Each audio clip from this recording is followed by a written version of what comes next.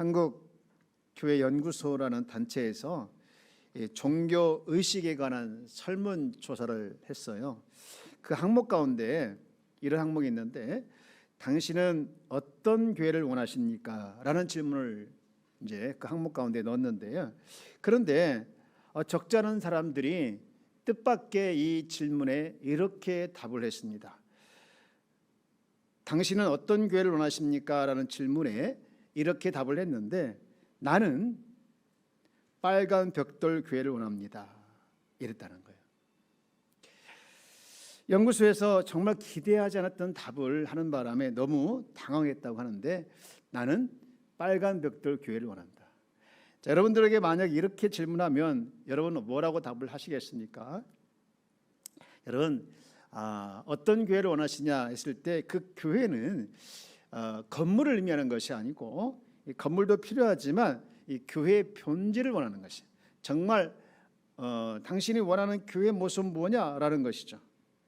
우리가 교회를 다니고 있죠. 그래서 전도할 때 교회 가야지, 교회 다닙시다 이렇게 전도하지 않습니까? 여러분, 그러면 교회는 뭐냐? 교회는 어떤 빌딩을 의미하는 것이 아니라 쉽게 얘기해서 하나님의 백성들을 의미합니다. 하나님의 백성들. 그래서 오늘 하나님 그 백성들의 모습 안에서 이 에베소에서 가르쳐주고 있는 교회의 본질이 무엇일까라는 것을 한번 살펴보기를 원하는데, 여러분, 우리가 잘 알고 있는 것처럼 에베소서는 옥중서신이라고 하죠. 왜 그렇습니까?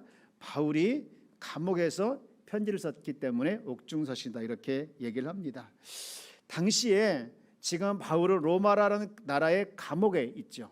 근데 그 로마의 영광은 세계가 다 벌벌 떠올 정도로 이렇게 두려워하고 또 세계 널리 알려졌죠. 그런데 그는 지금 에베소에서 로마의 감옥에 에베소 교회 편지를 쓰면서 로마의 영광을 구하는 것이 아니라 교회의 영광을 구하고 있는 그런 내용입니다.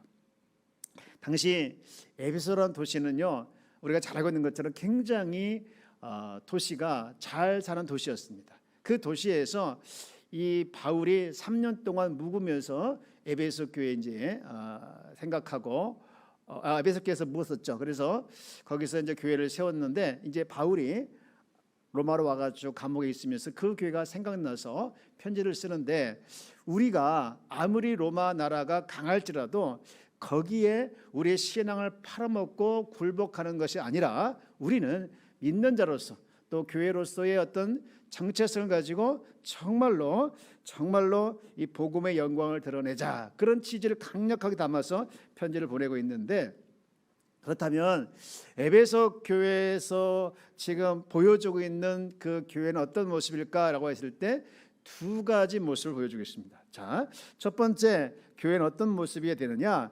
그리스도의 비밀을 깨닫는 곳이어야 합니다. 저를 한번 따라서 볼까요? 그리스도의 비밀을 깨닫는 곳이어야 한다. 예, 그리스도의 비밀을 깨닫는 곳이어야 되는데, 우리 다시 본문을 돌아가서 우리 3절 그리고 4절까지를 한번 같이 읽어보도록 할까요? 시작. 곧 계시로 내게 비밀을 알게 하신 것은 내가 먼저 간단히 기록함과 같으니, 그것을 읽으면 내가 그리스도의 비밀을 깨달은 것을 너희가 알 수 있으리라. 아멘. 여러분, 이 말씀의 의미가 뭡니까? 나는 이 계시로 그리스도의 비밀을 알게 됐다는 거죠. 그래서 내가 그것을 알고 기록을 했는데, 간단히 기록했다는 것이죠. 근데 그 간단하게 기록한 것을 4절에 보면, 읽으면 너희들도 내가 깨달은 비밀을 알 수 있을 것이다, 그렇게 지금 설명하고 있는 것이죠. 그러면 여기서 말하고 있는 이 간단히 기록한 곳이 어딜까? 간단히 기록한 곳은 바로 많은 학자들이 이야기하기를 그 위에 있는, 그 앞에 있는 에베소 2장 11절부터 22절까지 말씀이다라고 하는 것이죠. 그래서 지금 이 바울이 깨달은 그 비밀, 바울이 깨달았던 그 그리스도에 대한 비밀을 어디서 지금 이제 기록을 했는가? 바로 2장 11절부터 22절까지 기록했다는 것인데, 우리가 다 읽지는 못하고 우리 11절부터 13절까지만 한번 같이 읽어보도록 할까요? 자, 에베소 2장 11절부터 13절까지 준비됐죠? 자, 우리 한번 같이 읽어봅시다. 시작. 그러므로 생각하라. 너희는 그때 육체로 이방인이요 손으로 육체 행한 할례를 받은 무리라 칭하는 자들로부터 할례를 받지 않은 무리라 칭함을 받은 자들이라. 그때 너희는 그리스도 밖에 있었고 이스라엘 나라 밖의 사람이라. 약속의 언약들에 대하여는 외인이요 세상에서 소망이 없고 하나님도 없자이더니 이제는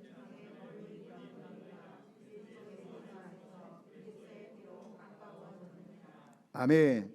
자, 사실 더 이제 14절부터 21절까지 다 읽어야 되는데, 자, 여기까지 읽으면서 지금 바울이 깨달은 비밀, 바울이 깨달은 비밀, 그것이 뭐냐라고 했을 때 이겁니다. 그리스도 자체, 그리스도 자체.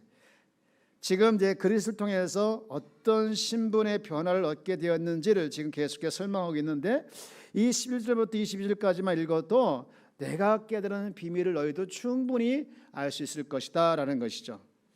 사실 이렇게 이제 하는 말씀이 또 다른 성경에 나와요. 여러분 혹시 그런 말 들어봤나요? 쌍둥이 서신, 쌍둥이 서신. 여러분 성경에 서신서가 있는데 그 중에 쌍둥이 서신이라는 게 있어요. 쌍둥이 서신. 이 쌍둥이 서신은 뭐냐?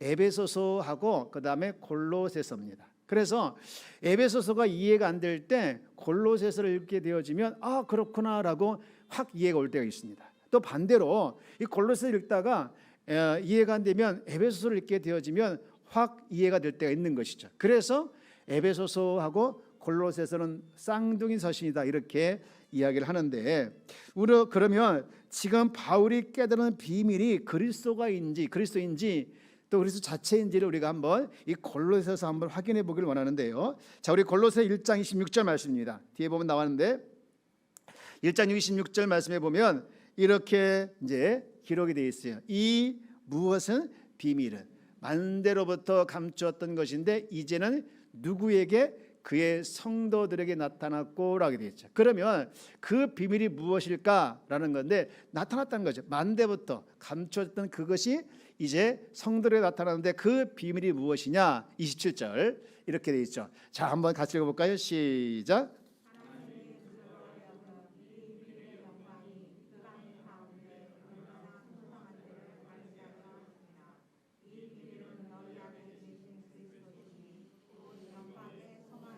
아멘.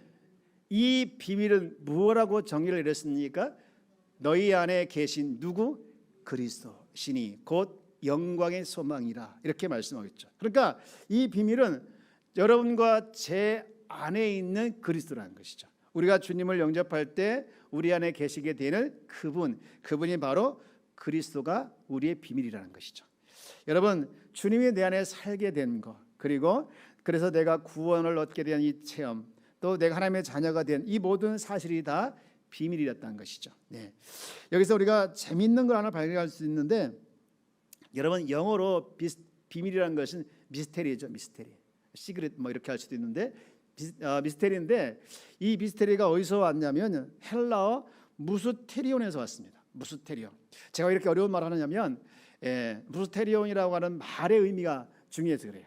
이 무스테리온은요, 여러분 비밀은 뭐 하고 싶습니까? 감추고 싶습니까? 드러내고 싶습니까? 감추고 싶은 것이 정상이죠. 누구나 다 비밀이 있죠. 근데 그 비밀을 감추고 싶은 것이 본능이고 누구의 똑같은 마음인데, 이 무스테리온은요 감추고 싶은 비밀이 아니라 자랑하고 싶은 비밀입니다.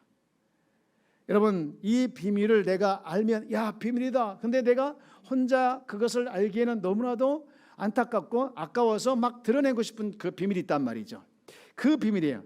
여러분 내가 지금 비밀을 말하지 않고는 견딜 수 없어. 내가 꼭 비밀을 말하고 말 테야 하는 비밀이 여기 나와 있는 이 비밀이에요. 그러면 지금 이제 저는 몰랐는데 제가 이렇게 추천서 써주다 알았어요. 우리 지금 이제 우리 고3들이 한참 뭐 수시 이렇게 접수하는 기간인가 봐요. 예. 근데 지금 우리 많은 학생들이 자기가 원하는 대학, 정말 좋은 대학에, 좋은 학과에 진학하고 싶은 것이 모두의 꿈이고 로망이죠.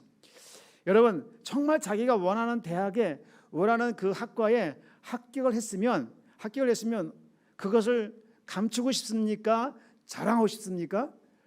백발백중 자랑하고 싶지. 야야야야야, 우리 딸이 우리 아들이 어디 합격했어 하면서 말도 안 했는데, 물어보지도 않는데 막 자랑하고 싶은 것이 우리의 본능이라는 것이죠. 이렇게 드러내고 싶은 비밀, 알려지고 싶은 비밀, 정말 자랑하고 싶은 비밀이 있다는 건데, 그 비밀이 뭐냐? 오늘 여기 나와 있는 이 비밀이라는 것이죠.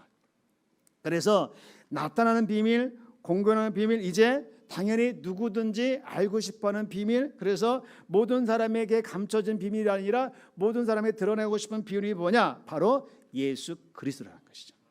예수님이 내 구조가 되신 것, 내가 구원을 받은 것, 내가 하나님 자녀가 된 것, 이것이 정말 놀라운 비밀인데, 그것을 드러내고 싶은, 자랑하고 싶은 비밀이라는 것이죠. 그래서 이 비밀을 이제 구체적으로 읽었던 이 에베소 3장에 보면 6절에 비밀에 대해서 또 한 번 얘기를 하고 있는데, 여러분 이걸 혹시 여러분에게 좀 더 이해를 돕기 위해서 제가 표준 세번역에 있는 것을 띄웁니다. 여기 있는데, 이 말에 보면 우리가 읽은 이 개역개정보다 좀 더 쉽게 아주 정확하게 들려지게 했습니다. 여러분 한번 앞에 띄어 있는 내용을 한번 같이 읽어볼까요? 시작. 그 비밀의 내용인즉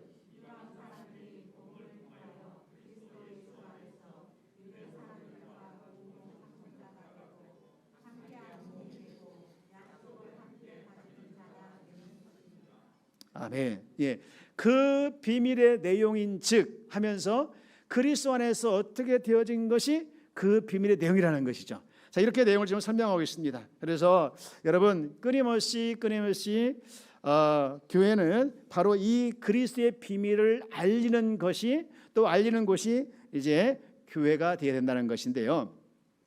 여러분, 그래서 사실은 이 그리스도의 비밀을 알게 되어지면 어디까지 가게 되어지냐? 은혜를 깨닫게 되는 것이죠. 내 안에 이 복음의 비밀이, 그리스도의 비밀이 내 안에 멈춰진 것이고 내 안에 지금 감춰질 것이 드러났다고 하는 증거는 무엇이냐? 하나님의 은혜를 깨닫게 되는 것이죠. 어떤 그리스도인이 친구를 전도하는 이야기가 나와서 참 은혜가 돼서 제가 소개를 하는데요. 그 친구가 막 전도를 하니까, 야, 왜 나한테 전도하냐? 너나 나나 똑같고 본질적으로 믿고 안 믿고 차이가 뭐냐 하면서 이제 계속 거부를 하는 거예요. 그러니까 이 친구가 이야기하는 거야. 다른 게 있어. 믿는 사람하고 믿지 않는 다른 게 있는데, 그것이 뭐냐? 믿는 나는 하나님의 은혜를 알고 믿지 않는 너는 하나님의 은혜를 모르는 거야. 이게 달라. 그러니까 이 친구가 뭐라 하냐? 야, 있지도 않은 은혜가 뭐가 있고 없고 차이냐? 그거 쓸데없는 말이야 하면서 막 얘기하는 거예요. 그러면서 이 친구가 이렇게 얘기하는 거예요. 야, 그러면 하나님이 정말 있다면 나한테 증거를 보여봐. 하나님이 정말 나한테 있다면 증거를 보여봐. 그러니까 이 친구가, 전도하는 친구가 어떤 증거를 대야 되지? 어떤 증거를 보여주면 되지? 자, 우리는 어떻게 배웠습니까? 누가 나한테 당신이 지금 자랑하는, 당신이 믿는 하나님을 나한테 지금 이야기하고 있는데 하나님 있는 거 증거를 대봐 라고 물어보면 우리는 뭐라고 해야 된다겠죠? 다 까먹었죠? 기억하시네. 하나님이 없는 증거를 대보라 하겠잖아요, 그죠?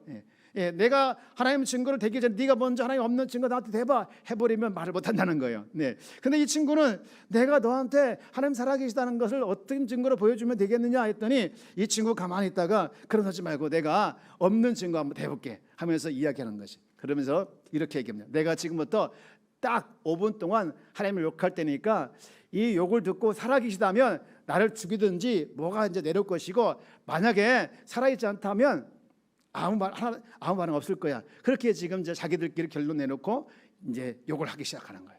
정말 무섭게 욕을 합니다. 그리고 드디어 5분이 지났어요. 어떻게 됐을까요? 벼락이 내렸을까요? 아무 일도 없었어요. 그러니까 이 예수 믿지 않은 친구가 당당해가지고 외칩니다. 이거 봐라 임마, 내가 그렇게 하면 욕했는데 막 아무런 징계도 내리지 않고 벌도 안 내리고 말이야, 내가 이렇게 뻔뻔하게 살아있잖아 했더니 이 친구 가만히 있다가 이렇게 얘기하는 거예요. 그게 바로 하나님이 살아있다는 증거야. 만약에 내가 하나님이라면 너 같은 소리 듣고 내가 너희들을 바로 쳐버렸을 텐데, 하나님께서 이렇게 사랑과 은혜와 자비가 많으시기 때문에 그렇게 욕해도 참고 은혜를 베푸는 거 아니겠니? 라고 했다는 거예요. 여러분, 우리가 계속해서 그리스도의 비밀을 깨닫게 되어지면 하나님의 은혜가 내 안에 머물러서 내가 정말 하나님의 은혜를 이렇게 누리고 있구나라는 것을, 내가 그렇게 많은 죄를 지었어도, 내가 그렇게 많은 잘못을 했어도 내가 이렇게 하나님의 은혜를 누리고 있다라는 것을 알게 된다는 것이죠. 여러분, 그러므로 우리 교회 안에서 정말로 계속해서 그리스도의 복음을, 그리스도의 비밀을 깨닫게 해주는 것이 교회의 본질임을 우리가 분명하게 기억해야 될 점 있습니다. 그래서 항상 교회에 누구든지 새가족이 오면 다른 교회 다니던 분이라든가 또 정말 처음 예수 믿는 분이라든가 반드시 거쳐야 할 과정 중에 최고의 과정, 꼭 필요한 과정이 뭐냐? 새가족 공부예요. 새가족 공부. 왜 새가족 공부냐? 여기 정말 확인해야 되는데 그것이 무엇이냐? 원래 이제 다른 분들은 이렇게 잘 안 배우려고 하는 부분도 있긴 하죠. 그런데 누가 오더라도 그 새가족 공부 안에서 이 복음의 비밀을 잘 깨달도록 도와주는 것이 바로 이 새가족 공부 안에서 이래야 되는데, 제가 목회를 하다 보니까 또 많은 그 목회자 친구들한테 또 얘기도 듣고 하는 것이 뭐가 있느냐면 그겁니다. 복음을 제쳐놓고 성도들에게 인간적으로 잘해주는 것은 한계가 있다는 것이죠.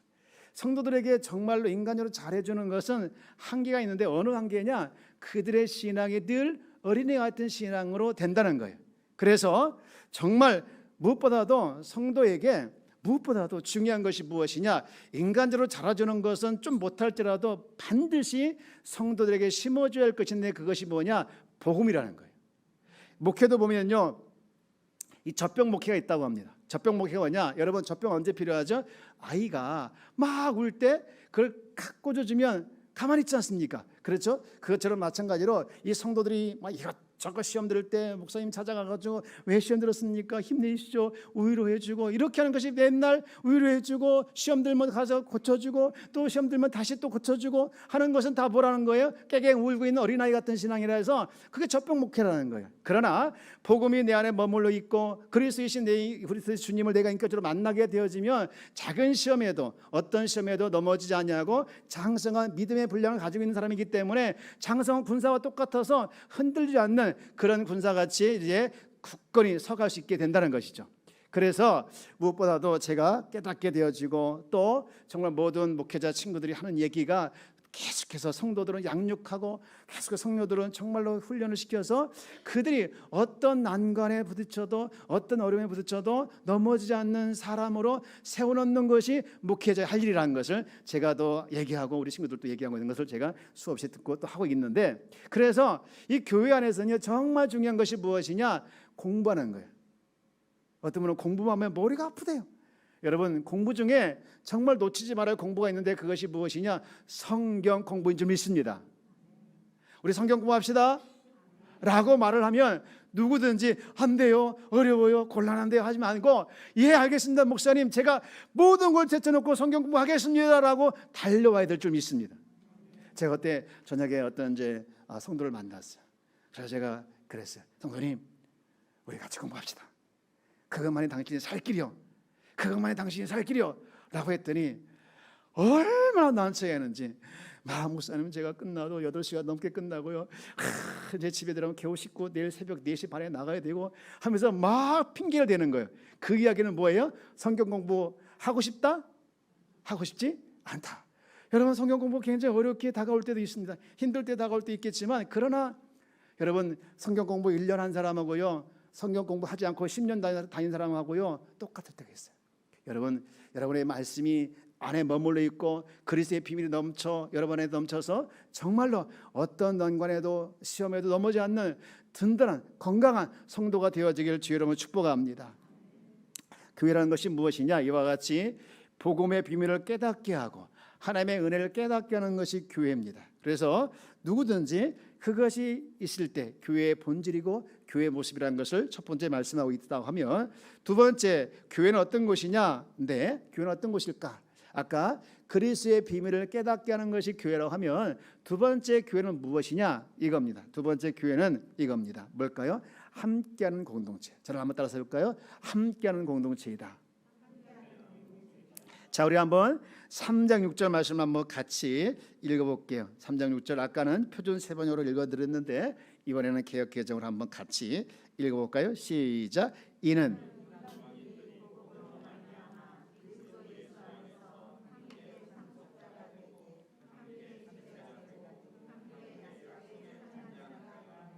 아멘. 여러분, 이 6절을 읽으면서 계속 반복되는 단어가 3번 나와요. 뭘까요? 함께죠, 그죠? 함께 상속자가 되고 함께 지체가 되고 함께 약속에 참여하는 자가 됨이라라고 했습니다. 예. 특별히 오늘 읽은 이 에베소서 3장은요 특별하게 강조하는 사람이 있는데 누구냐면 이방인이에요. 이방인.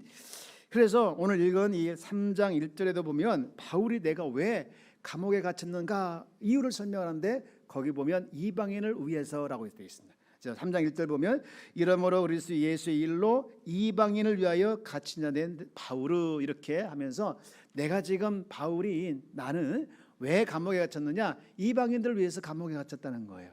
그리고 또 6절도 보면 아까 읽었던 1절도 보면 이방인들이 복음으로 말미암아 정말 모두가 다 함께 얻는 지위 똑같은 지위에 이르게 된다라는 것을 지금 가르쳐주고 있고요. 그리고 8절 말씀 보면 이렇게 되어 있습니다. 8절 자 우리 한번 같이 읽어볼까요? 시작.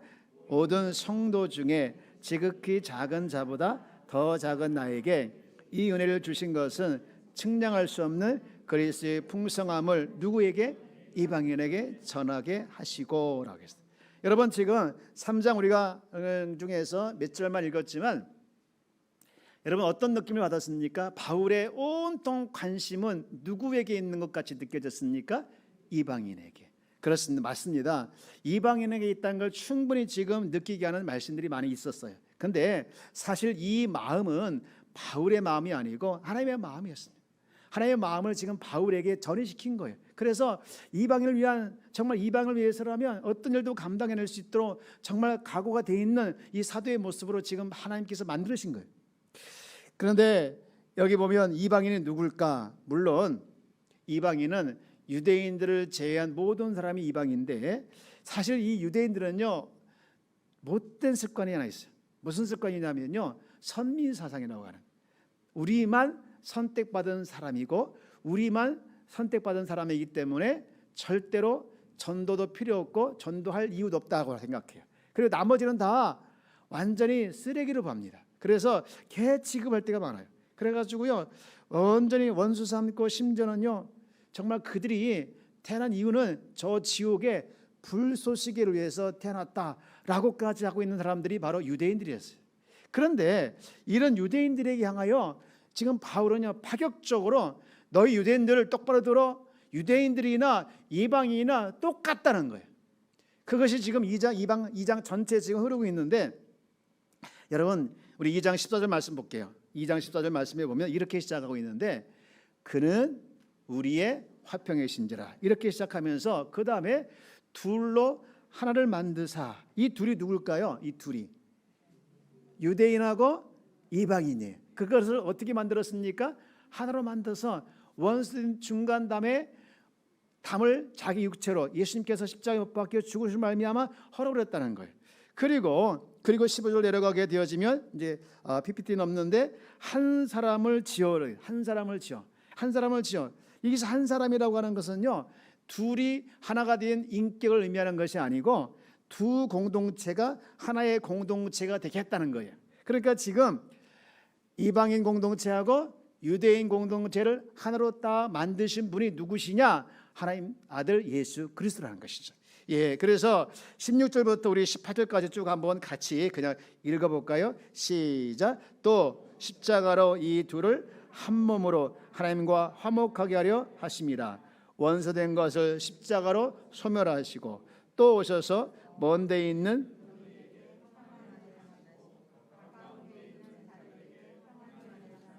18절 이는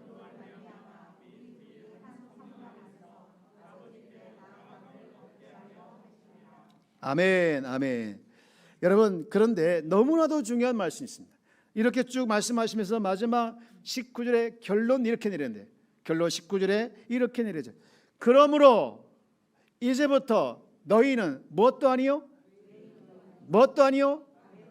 오직 누구라? 성도들과 동일한 시민이요 하나님의 권속이라. 할렐루야 아멘. 여러분 이 이방인을 향한 이 메시지는 꼭 에베소를 쓸 당시에 이방인들에만 해당되는 것이 아니라 오늘 살아가는 우리에게도 해당되는 줄 믿습니다. 우리는 그리스도 안에서 누구나 상관없이 하나님의 외인도 아니요 나그네도 아니요 오직 성도들과 동일한 하늘나라의 시민권인 줄 믿습니다. 하나님의 권속인 줄 믿습니다. 하나님의 자녀인 줄 믿습니다. 여러분 이걸 믿으시길 주의 이름으로 축복합니다. 그런데 정말 저는 이 19절 말씀을 읽으면서 너무나도 은혜로 다가오는데, 야, 하나님의 시민이요 하늘의 시민이요 하나님의 권속이라는 사실이 너무나도 좋고 와 닿는데 우리의 삶의 현장에서 왜 이게 안 되냐 이거죠. 왜 이게 안 되냐 이거죠. 동일한 시민인데 우리 같은 지체끼리 이게 안 되고 또 한 식구끼리 잘 안 될 때도 많이 있고 사람들끼리 잘 안 될 때 얼마나 많이 있습니까? 그 이유가 뭐냐? 우리 마음 안에 있는 죄성 때문에 알게 모르게 적대감과 편견을 가지고 대하기 때문에 그래요. 그래서 인간관계에서 상처를 일으키고 갈등을 일으키는 원인이 있다는 것이죠. 이런 얘기가 있는데요. 미국의 어느 목사님이 시카고에서 이제 정말로 이 공동 목회를 했습니다. 이 공동이라고 하는 것은 여러 목사님을 같이 하는 목사가 아니라 어떤 목회였냐면 흑인들하고 백인들하고 나눠지지 않고 하나가 되는 목회를 하셨던 분이셨어요. 그래서 어느 정도 열심히 했는데 어른들은 하나가 됐어요. 거의 잘 되는데 아이들은 정말로 안 섞이고 정말 잘 안 되더라는 거예요.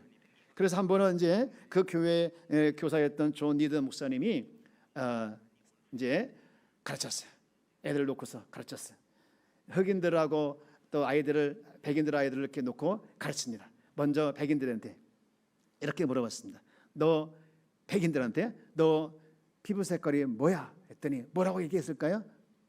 당연히 흰색이죠. 그랬던 거예요. 아니야 흰색 아니야.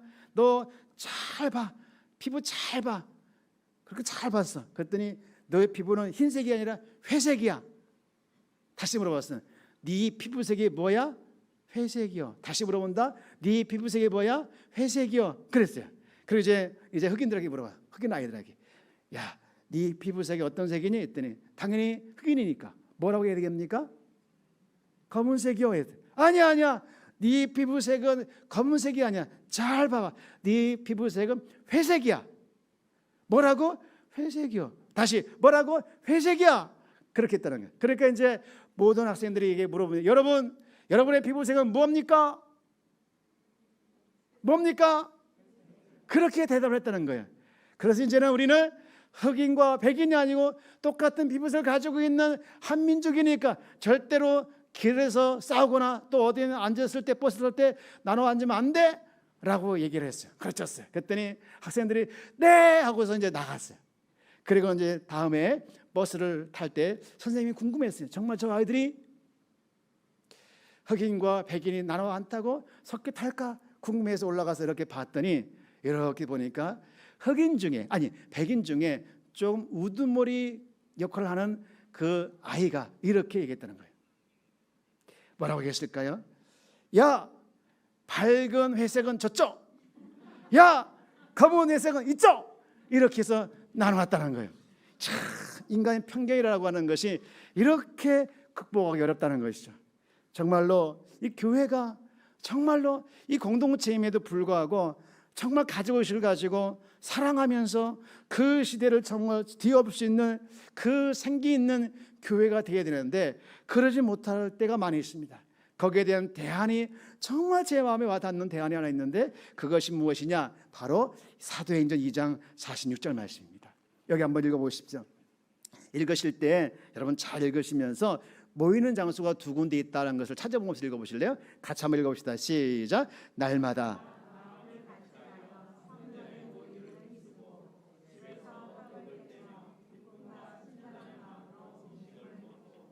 네, 여기 보니까 모이는 장소가 두 군데 나오죠. 어디입니까? 하나는 성전, 또 하나는 집이었습니다. 예, 그렇습니다. 성전에서 모이고 집에서 모였다. 무슨 얘기입니까? 교회다운 교회가 되기 위해서는 교회다운 모습이 바로 어디에 숨겨져 있느냐, 여기에 숨겨져 있는 거예요.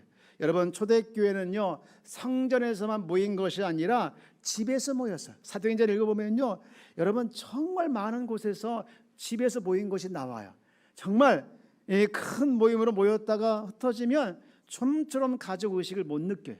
우리 교회 성도들이 이렇게 주일날 왔다가 정말 우리가 지금은 3부로 이제 나눠 보이다 보니까 더 이 탐이 없잖아요. 그러니까 금방 왔다가 금방 가고 또 왔다 갔다 이렇게 하다 보니까 정말 그냥 인쇄도 제대로 못하니까 너무너무 삭막한 것 같아요. 삭막한 것 같아요.